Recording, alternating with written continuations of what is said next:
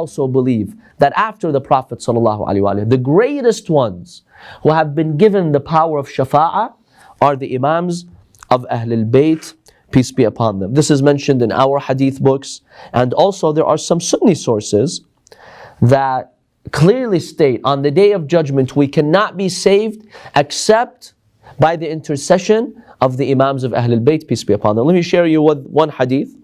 Al-Khatib al-Baghdadi, a Sunni scholar and historian, in his book Tarikh Baghdad, volume 10, page 355, he mentions this hadith. He says, على الصراط عقبة لا يجوزها أحد إلا بجواز من علي بن أبي طالب عليه السلام. He says, on the Sirat, there's a checkpoint, there's an obstacle. No one can pass it except with a passport from Imam Ali ibn Abi Talib alayhi salam. This is a Sunni hadith. This is not in the Shia book. This is a Sunni source. And we have many that indicate that the Ahlul Bayt, peace be upon them, they will be granted the power of Shafa'a.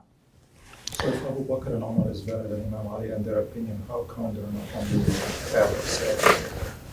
So on that obstacle. Yeah, that's a very good objection to them. How come they were not granted that position where they also can save people on the Day of Judgment? We don't have, by the way, in any of the hadith books, they have forged hadiths about their virtues in this world, but we don't have hadith that they will save anyone on the Day of Judgment, even in their books.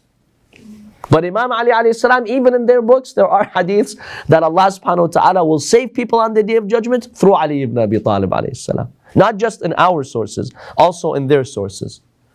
Yes. Also misconception, like the other school of thought, they think if they are, like if they like Imam Ali and they like his enemy, it's okay.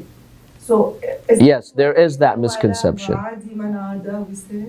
See, the full wilayah, the full iman and belief is not just to love someone, but to distance yourself from their enemies. If you claim to love someone, but you also love their enemies, then you don't really love that person. And the best example is Tawheed. Our phrase, La ilaha illallah, when you say there's no God but Allah, how does it start? La. What does La mean? Nafi, negating. See, to truly show your faith in Allah, you have to negate other idols. You can't say, no, I love Allah, I worship Him, I worship idols too. It doesn't work that way, right? Same concept with wilayah and loving the prophets and the imams. If you really love a prophet, you have to distance yourself from their enemies. You really love an imam, you have to distance yourself from your enemies. But as for this ignorant concept that the qatil and the maqtul, the killer and the killed, the oppressor and the oppressed, they're both in heaven, how does that work? How does that work? Muawiyah killed companions. Oh, those companions who were killed, they go to Jannah inshallah. Muawiyah also goes to Jannah. How does that work? What kind of a philosophy is this?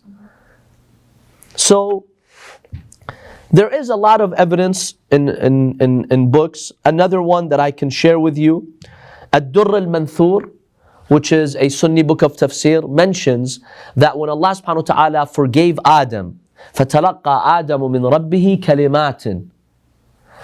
When Allah subhanahu wa ta'ala gave words to Adam alayhi salam, so he was fully forgiven for what he did by approaching that tree in paradise. He mentions that when Adam asked Allah to forgive him, he says, La ilaha illa anta subhanaka inni kuntu minadh dhalimin. He says some words. In the end, he says, Oh Allah, I ask you by these 5 names, Muhammadin wa Aliyin wa Fatimata wal Hasani wal Hussein, to forgive me. Allah subhanahu wa ta'ala forgived him. This is in our sources and in also some Sunni sources. That's Shafa'a. Adam, who is the first prophet of God, he used these 5 names so Allah would forgive him, and Allah forgave him. Fataba alayh. So the Imams of Ahlul Bayt, they have very great power of Shafa'a on the Day of Judgment. Any questions on that?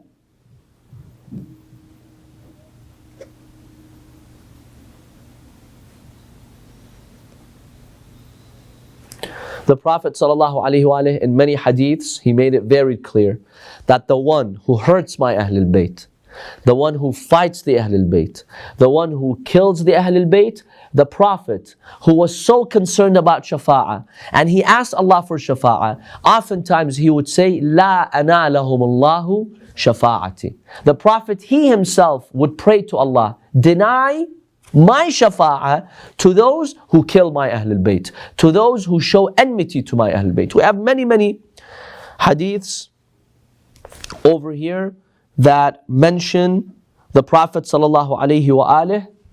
He is the one who asked Allah to deny them their shafa'a. Let me share with you this hadith. 44 books from Sunni and Shia sources have mentioned this hadith. The Prophet ﷺ said, Man sarrahu an yahya hayati. If you want to live like my life.